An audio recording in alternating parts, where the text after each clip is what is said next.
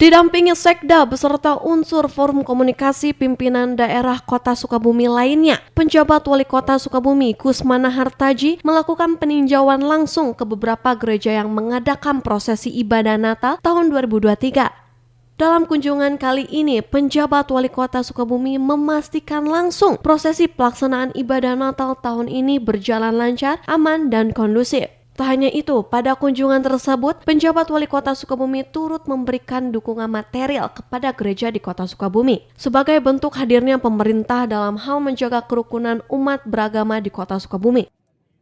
Jadi alhamdulillah kita bersama Forkopimda lengkap ya untuk menjamin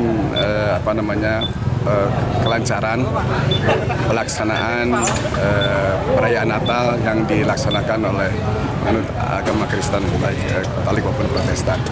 Jadi kita juga mendukung untuk bagaimana pemerintah hadir membuat ibadah mereka lebih nyaman dan aman gitu ya. Jadi kita punya tanggung jawab pemerintah untuk mengamankan perayaan Natal di Kota Sukabumi kondusif, aman, nyaman untuk melaksanakan ibadah masing-masing.